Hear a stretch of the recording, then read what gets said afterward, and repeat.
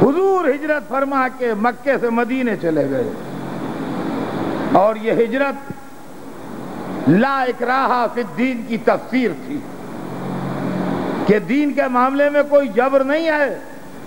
اگر تمہیں ہماری آواز نہیں پسند ہے، اگر تمہیں ہمارا پیغام نہیں پسند ہے، اگر تمہیں ہمارا فلسفہ حیات نہیں پسند ہے تو کوئی زبردستی تم پر نہیں ہے، ہم تمہارا شہر چھوڑ کے جا رہے ہیں۔ آپ انصاف سے بتائیے، اس سے زیادہ اخلاق اور انسانیت کا ثبوت کیا ہو سکتا ہے کہ اگر ہماری بات اور ہمارا پیغام اور ہمارا فلسفہ تمہیں اچھا نہیں لگ رہا ہے تو ہم جا رہے ہیں۔ حضور اپنا وطن، اپنا گھر، اپنا شہر چھوڑ کے مدینے تشریف لے گئے، مگر مکے والوں کو، مخالفوں کو، دولت مندوں اور طاقتوروں کو، قبیلے والوں اور جتھے والوں کو یہ بات پسند نہیں آئی۔ انہوں نے کہا کہ ٹھیک ہے، یہ تو اور برا ہوا کہ وہ یہاں سے چلے گئے، اس لیے کہ یہاں تو ہم مخالفت کر کے روکے ہوئے تھے، وہاں وہ دین پھیلائیں گے، ہم کہاں ہوں گے؟ نتیجہ یہ ہوگا کہ وہ پیغام اور پھیلے گا، لہذا اس کا انتظام کرو۔ وہ انتظام انہوں نے یہ کیا کہ لشکر لے لے کے قتل رسول کے لیے گئے۔ بدر میں گئے، پہلی لڑائی بدر کی ہوئی، پھر دوسری لڑائی احد کی ہوئی، تیسری لڑائی خندق کی ہوئی۔ ان تینوں لڑائیوں میں مکے کے لوگ لشکر لے کے رسول اللہ سے لڑنے آئے۔ فلسفہ جہاد بھی سن لیجئے، اس لیے کہ آج کی دنیا میں لفظ جہاد بہت بدنام ہو رہا ہے۔ بدنام اس لیے ہو رہا ہے کہ جس نے 4 آدمی جمع کر لیے جہاد کا نعرہ دے دیا، ہمیں نہ صبح دیکھا نہ شام، نہ دن دیکھا نہ رات، جہاد۔ جہاد ایک اسلامی عبادت کا نام ہے۔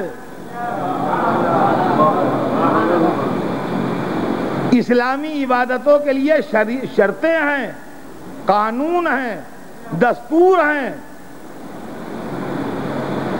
نماز صبح کی پڑھتا ہوں میں 16 رکعت، اللہ اکبر، کہیے کیسی رہے گی؟ صبح کی نماز 2 رکعت ہوتی ہے، سہانا وقت ہے، عبادت کرنے کو دل چاہ رہا ہے، مگر 16 رکعت نہیں پڑھی جائے گی۔ میں محرم میں رمضان کیے لیتا ہوں، محرم میں رمضان نہیں ہوگا، میں رمضان میں حج کرنے جاؤں گا، رمضان کے مہینے میں حج نہیں ہوگا۔ معلوم ہے ہر چیز کا ایک اصول ہوتا ہے عبادت میں، اس اصول کے حساب سے عبادت ہوگی۔ حج ہے مگر ذی الحج کے مہینے میں ہے، روزے ہیں مگر رمضان کے مہینے میں واجب ہیں، صبح کی نماز ہے مگر 2 رکعت ہے، اس میں بھی قاعدے ہیں۔ قبلے کی طرف رخ ہونا چاہیے، کپڑے پاک ہونا چاہیے، آدمی باوضو ہونا چاہیے، جگہ مباح ہونا چاہیے، جسم پاک و پاکیزہ ہونا چاہیے۔ یہ ساری کنڈیشنز لگی ہوئی ہیں جب نماز ہوگی۔ یہ نہیں ہے کہ میں ادھر منہ کر کے نماز پڑھ لوں کہ خدا تو ادھر بھی ہے۔ تو جس کا جدھر دل چاہے ادھر منہ کر کے نماز پڑھے، یہ نہیں ہے۔ نماز سارے مسلمانوں پر واجب ہے اور نماز میں کوئی نرمی نہیں ہے، مگر ساری دنیا کے مسلمانوں کو یہ ڈھونڈنا پڑے گا کہ کعبے کا ڈائریکشن کدھر ہے، اور کعبے کے ڈائریکشن کی طرف رخ کر کے نماز پڑھنا ہوگی، جب آپ کی نماز صحیح ہوگی۔ ورنہ اگر آپ نے جان بوجھ کے کعبے کے ڈائریکشن سے منہ پھیرا تو آپ اسلام ہی سے خارج ہو جائیں گے۔ اللہ نے اسی لیے لامکان نے ایک گھر بنوایا اور یہ بتا دیا کہ اگر مکان سے بیت سے منہ پھر جائے تو نماز نماز نہ رہے گی، تو اگر اہل بیت سے دل پھر جائے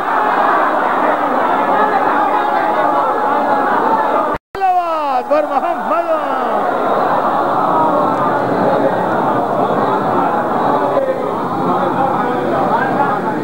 تو اس مسئلے کو آپ اچھے طریقے سے غور کر لیجئے کہ جہاد کیا ہے، اور جہاد کا آرڈر دینے کے لیے اتھارٹی کون ہے، جہاد کب ہوتا ہے، ہمیں جہاد ہمارے دین کا جز ہے، ہم اس سے انکار نہیں کر سکتے، مگر جو کھڑا ہو جائے ہم اس کو مجاہد بھی نہیں مان سکتے۔ ہمارے فروع دین کی لسٹ میں جہاد ہے، اگر ہم جہاد سے ڈینائی کریں گے تو ہم مسلمان نہیں رہ جائیں گے، لیکن جو نعرہ دے دے جہاد کا، ہم سر سے کفن باندھ کے نکل جائیں، ہماری جان اتنی سستی بھی نہیں ہے۔ جہاد ایک اسلامی عبادت ہے، جہاد کے معنی ہے کوشش، اردو میں ایک لفظ استعمال ہوتا ہے جد و جہد، اسٹرگل، اسی سے یہ لفظ جہاد بنا ہے، کوشش۔ جہاد کئی طرح کا ہوتا ہے، جہاد بالنفس ہے، جہاد بالمال ہے، جہاد بالقلم ہے، جہاد بالسیف ہے۔ جہاد بالنفس ہے، آدمی اپنے نفس سے جہاد کرے، اس لیے کہ ایول اسپرٹ اور برائیاں آپ کے اندر بھی چھپی بیٹھی ہیں، اس کا مال کھا لو، اس کو ذلیل کر دو، اس کو نیچا دکھا دو، اس جائیداد پر قبضہ کر لو۔ اندر جو طوفان اٹھتے ہیں وہ بڑے زبردست ہوتے ہیں، اور اندر جو سیلاب آتے ہیں اس کے اندر بڑے بڑے کشتیاں ڈوب جاتی ہیں۔ تو جہاد بالنفس یہ ہے کہ اللہ کے حکم کے مقابلے میں آدمی اپنے نفس کے دیو کو زیر کرے۔ اور فرمایا آپ نے جہاد خالی میدان ہی میں نہیں ہوتا، یہ سن لیں جہاں جہاں میری آواز جاتی ہے، جہاد خالی میدان ہی میں نہیں ہوتا، جہاد صبح سے شام تک ہوتا ہے ہمارے یہاں۔ رات کے تھکے ہوئے 2 مجلسیں پڑھ کے جا کے وہاں بیٹھے، ماشاءاللہ 1 بجے 1:30 بجے رات تک مومنوں نے جگایا، پھر سوئے، اب یہیں پہ اذان ہوتی ہے لاؤڈ اسپیکر پر، تو آنکھ کھلنا کمپلسری واجب ہے، سمجھیے، ایسا نہیں کہ آنکھ لگی رہ جائے۔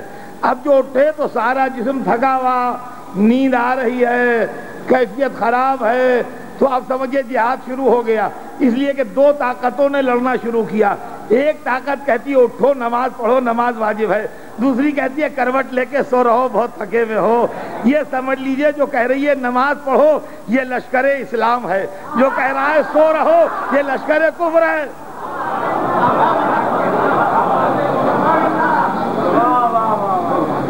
جو کہہ رہا ہے سو رہو یہ لشکر کفر ہے۔ اب سمجھے جہاد شروع ہو گیا، وہاں اذان ہو رہی ہے، یہاں جہاد ہو رہا ہے۔ اب اگر ہم چادر پھینک کے اٹھ بیٹھے تو ہم نے نماز پڑھ لی تو لشکر اسلام فتح یاب ہو گیا، لشکر کفر شکست کھا گیا، اور اگر کروٹ لے کے سو گئے تو لشکر اسلام ہار گیا، لشکر کفر فتح یاب ہو گیا۔ تو ایک جہاد ہے اپنے نفس سے جہاد، دوسرا جہاد ہے اپنے مال سے جہاد۔ آدمی کو پیسے سے بھی بڑا پیار ہوتا ہے، محنت سے کماتا ہے تو آسانی سے خرچ کرنے پر تیار نہیں ہوتا ہے۔ یہاں مسجد بن رہی ہے، وہاں امام بارگاہ بن رہی ہے، وہ بیچارہ غریب ہے، مستحق ہے، اس کو ضرورت ہے، وہ بیمار ہے، وہ آپ سے سوال کر رہا ہے۔ اب اندر اندر ایک کیفیت ہے، دے دیں ٹال جائیں۔ اب اگر آپ نے پیسے دے دیے تو لشکر اسلام کامیاب ہو گیا، اور جیب میں پیسے بچا کے نکل گئے تو سمجھ لیجئے آپ. تو جہاد بالنفس، جہاد بالمال، جہاد بالقلم، نصرت حق میں جس نے لکھا اس نے جہاد کیا، یہ قلم سے جہاد ہے. جہاد باللسان، حق بولیے، جہاں حق کہنے کی ضرورت ہو وہاں حق کہیے، مظلوم کو مظلوم کہیے، ظالم کو ظالم کہیے، قاتل کو قاتل کہیے، مصلحت کا شکار ہو کے چپکے نہ ہو جائیے. یہ جہاد باللسان ہے، زبان کے ذریعے جہاد. من جملہ ان جہادوں کے ایک جہاد بالسیف ہے، تلوار کے ذریعے جہاد. تو تلوار کے ذریعے جہاد کب ہوتا ہے؟ تلوار کے ذریعے ہر وقت جہاد نہیں ہوگا. تلوار کے ذریعے اس وقت جہاد ہوگا جب اسلام کو ضرورت ہو. دیکھیے سمجھ لیجئے، تلوار کے ذریعے اس وقت جہاد ہوگا جب اسلام کو ضرورت ہو. اگر مسلمان کو ضرورت ہے تو وہ جہاد نہیں ہے. اگر ملک گیری کے لیے ہو رہا ہے تو وہ جہاد نہیں ہے. اگر اقتدار پر قبضے کے لیے ہو رہا ہے تو وہ جہاد نہیں ہے. اگر سیاسی عزائم کی تکمیل کے لیے ہو رہا ہے تو وہ جہاد نہیں ہے. یہ اسلام کی سب سے بڑی بدنصیبی ہے. سنیے گا یہ جملہ اور اس کو ذہن میں محفوظ رکھیے گا. یہ اسلام کی سب سے بڑی بدنصیبی ہے کہ 1400 برس کے طول تاریخ میں مسلمان کو جب حکومت ملی اس نے اس کا نام اسلام رکھا، اور جب لڑنے نکلا تو اس نے اس کا نام جہاد رکھا.